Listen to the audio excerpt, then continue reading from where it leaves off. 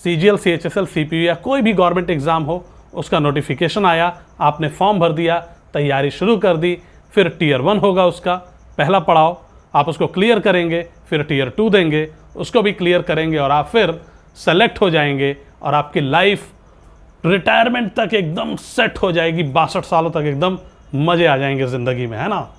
अगर आप लोग ऐसा सोचते हैं कि 3 महीने 4 महीने तैयारी करके नोटिफिकेशन आए उसके बाद आप तैयारी करेंगे और सेलेक्ट हो जाएंगे, आपको नौकरी लग जाएगी, तो बिल्कुल ही गलत सोचते हैं। आपकी नौकरी कभी भी नहीं लगेगी। हाँ, लग सकते इक्का दुक्का लोगों की जिनका दिमाग आइंस्टीन के लेवल का है या रामानुजन के लेवल का है और वो इस एग्ज़ाम में कूद पड़े हैं, तो उनके लिए एक्सेप्शन हो सकता है, लेकिन बाकी लोगों का कुछ भी नहीं होने वाला। अगर ये आपकी मेंटेलिटी है कि नोटिफिकेशन निकलने के बाद की तैयारी पे आप सेलेक्ट हो जाएंगे, तो अभी के अभी तैयारी बंद कर दीजिए, कोई और काम ढूंढना शुरू कर दीजिए। कुछ कारण है इसके, बताता हूँ आपको। देखिए, पहला कारण ये है कि ढेर सारे वो बच्चे जो ऑलरेडी सेलेक्टेड हैं किसी न किसी जॉब में, वो स्टेट गवर्नमेंट की जॉब हो सकती है, वो सेंट्रल गवर्नमेंट की जॉब हो सकती है, वो भी फर्दर एग्ज़ाम्स देते हैं ताकि वो अपना अपग्रेडेशन कर सकें, तो उससे बेहतर जॉब में जा सकें। ठीक है, तो ऑलरेडी ढेर सारे सेलेक्टेड बच्चों से आप compete करते हो, प्लस जो आज क्राउड है स्पेशली CGL, CHSL वगैरह में, इसमें इंजीनियरिंग के बच्चे बहुत ज़्यादा हैं। अगर आप CGL की बात करोगे तो इसमें मेरे ख्याल से 20% से ज़्यादा सिलेक्शन सिर्फ और सिर्फ NIT के बच्चों का है। IIT के बच्चे भी लगातार एग्ज़ाम दे रहे हैं और सेलेक्ट होते हैं। तो आपके जो कॉम्पिटिटर्स हैं वो बड़े ही क्रीम बच्चे हैं, लगातार मेहनत करने की उनकी आदत है, 14-14 घंटे 16-16 घंटे वो पढ़ सकते हैं। आप क्या कर सकते हो, आप बताओ। ठीक, और ये जो 3 महीने 4 महीने सोच के आए हो, इसमें तो एग्ज़ाम क्लियर होने वाला है नहीं।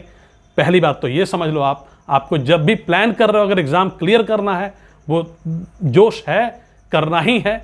इन सभी बच्चों से compete करना है जो प्रीमियर इंजीनियरिंग कॉलेजेस से आ रहे हैं, जिन्होंने खूब मेहनत से पढ़ाई की आज तक, वो भी आप कर सकते हो। उसके लिए सिर्फ आपको ये 2 चीज़ें क्लियर होनी चाहिए दिमाग में।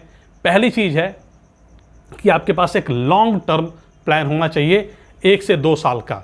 हाँ, ये अच्छी बात है, आप 6 महीने में क्लियर कर दो, 8 महीने में क्लियर कर दो, लेकिन आपके अंदर इतना पेशेंस होना चाहिए कि आप अपना 2 साल उस चीज़ को देने वाले हो जो आपके फर्दर ढेर सारे सालों को रिटायरमेंट की एज तक आपको एक अच्छी लाइफ स्टाइल दे सके, ढेर सारा समाज में इज्जत दिला सके।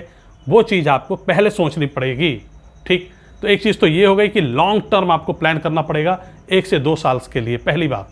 दूसरा, आपको हार्ड वर्क करने के लिए तैयार होना पड़ेगा और कंसिस्टेंटली, मतलब रोज रोज रोज रोज आपको पढ़ाई करनी होगी, चाहे आपका मन हो चाहे ना हो। अगर आप मन से पढ़ते हो, मूड स्विंग होता है आपका कि चलो आज पढ़ लेंगे, कल पढ़ लेंगे, परसों पढ़ लेंगे, तो बेहतर है कि कापी किताबें उठा के फेंक दो, कोई और काम देख लो अपने लिए। यहाँ पे आपका टाइम वेस्ट होगा, आपकी उम्र बढ़ती चली जाएगी और फिर आपको टेंशन होगी कि यार मैंने ऐसा डिसीजन ही क्यों लिया था, किसने मुझसे कहा था, वो मनहूस घड़ी कौन सी थी जब मैंने तैयारी करने की सोची थी। तो इसलिए या तो अभी की अभी आप बंद कर दो तैयारी, और अगर करनी है तो बहुत ही क्लियर हो जाओ दिमाग में कि इसमें टाइम लगेगा। वैसे मैं एक बात बताऊं आपको, अगर आप इस बार भी नोटिफिकेशन आने के बाद तैयारी शुरू करते हो और आप सेलेक्ट भी हो जाते हो, तो भी आपकी नोटिफिकेशन से लेकर ज्वाइनिंग तक का जो समय होगा वो कम से कम 2 साल और 3 से, मतलब ज़्यादा टाइम लगेगा तो 3 से 3.5 साल भी आपको लग सकते हैं। मतलब अगर आप 2022 में आपने फॉर्म भरा तो 2025 से पहले आपकी ज्वाइनिंग नहीं आनी। तो ये जो शॉर्ट टर्म प्लान लेके आते हैं, ठीक है, उनको तो बिल्कुल बाहर हो जाना चाहिए। हाँ, ढेर सारी कोचिंग्स हैं मुखर्जी नगर में, दिल्ली में, जो कहती हैं SSC, मतलब 3 शब्द, 3 अक्षर हैं SSC, और ये 3 महीने का एग्ज़ाम है। लेकिन जो टीचर्स क्लासेस में ये कहते हैं, उनकी भी हिम्मत नहीं होती कि पेपर में जाके बैठें। उन्हें पता है कि सिर्फ बच्चों को बेवकूफ़ बनाना है, ठीक है, और उसी के थ्रू उनके पूरे बैचेस बिल्ड हो रहे हैं, तो इसलिए वो करते हैं। लेकिन आप अगर इसमें इसी भ्रम में हो आप, तो एक बार कंपटीशन को ध्यान से देखने की ज़रूरत है कि आप किससे compete कर रहे हो। एक तो मैंने बताया प्रीमियर इंजीनियरिंग कॉलेजेस के बच्चों से, और दूसरा ढेर सारे वो बच्चे जो ऑलरेडी सेलेक्टेड हैं। जैसे मैं बात करूँ आपसे, कोई बच्चा है जो एक्साइज इंस्पेक्टर मुंबई में वर्किंग है, लेकिन वो बिलोंग करता है बिहार से, तो इस बार फिर वो एग्ज़ाम दे रहा है, उसी इस तरह मेहनत कर रहा है। क्यों? क्योंकि उसे अपने होम स्टेट पहुँचना है। तो आप ढेर सारे सेलेक्टेड बच्चों से भी compete करते हो, स्पेशली SSC के एग्ज़ाम में। मतलब अगर 5000 सीटें हैं तो 3000 रिपीटर्स ही सेलेक्ट होंगे, ये तो कंफर्म है। मतलब 60% तो रिपीटर्स ले जाएंगे 3000। आपका मतलब आप सिर्फ 2000 में फाइट कर रहे हो। तो आपके लिए मतलब बहुत कम है स्पेस, आपको बहुत मेहनत करनी पड़ेगी। और ये नहीं कि बहुत हाय तौबा मचाने से भी सिलेक्शन होगा कि आज आपने 14 घंटे पढ़ दिए, कल पढ़ाई नहीं की तो सिलेक्शन, ऐसा कुछ नहीं होना है आपका। आपको क्या करना है, कंसिस्टेंटली धीरे धीरे आराम से रोज 8 घंटे 9 घंटे 10 घंटे जितनी आपकी कैपेसिटी है, 6 घंटे 7 घंटे, और ये काम तब तक पढ़ते रहना है जब तक कि सिलेक्शन नहीं हो जाता।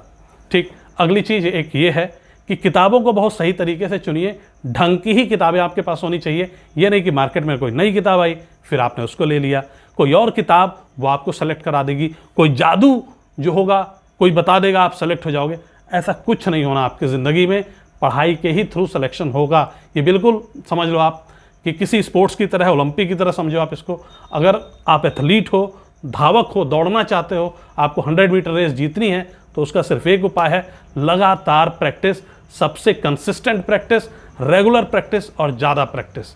यही आपको सफलता दिला सकती है। वहाँ पे सेम चीज़ यहाँ पे है, किताबें ढंग की रखिए, लगातार पढ़ाई करिए, खूब मेहनत करिए, ठीक है, और तब जाके आप सेलेक्ट होंगे। आप सोच रहे हैं 3 महीने में, तो 3 महीने में उसी हिसाब से मैगी आप बनाते हैं 2 मिनट में, वो भी 2 मिनट में नहीं बनती, वो भी आपसे 10 मिनट ले लेती है। तो एग्ज़ाम्स टाइम लेते हैं, ये पूरे लाइवलीहुड के आपको सिक्योर करते हैं। तो मेहनत करने को तैयार रहिए और तभी एंटर करिए जब आपके दिमाग में क्लियर हो कि आई हैव 2 ईयर्स। कुछ बच्चे आते हैं ढेर सारे जो कहते हैं साहब हम तो ये छोटे मोटे एग्ज़ाम्स की तैयारी करते ही नहीं हैं, एसएससी, हम तो यूपीएससी के कैंडिडेट हैं, मैं तो यूपीएससी क्लियर करके दिखाऊंगा। Then why you are wasting your time here. सीधा सीधा अभी के अभी आप जाओ, इन किताबों को फेंक दो, यूपीएससी की ही किताबें उठाओ, उसी की तैयारी करो। यहाँ पे क्यों वेस्ट कर रहे हो टाइम, क्यों वेस्ट कर रहे हो अपना पोटेंशियल। नहीं साहब, ये तो हम बैकअप बना रहे हैं। जो आप बैकअप बना रहे हो वही आपका प्राइमरी चीज़ बन जाएगा। ये मैं आपको लिख के दे सकता हूँ, ठीक है। तो अगर आपको लगता है कि इंटेलिजेंट हो तो go for that exam which you think you can clear, या जो आपके लेवल का है, ठीक है।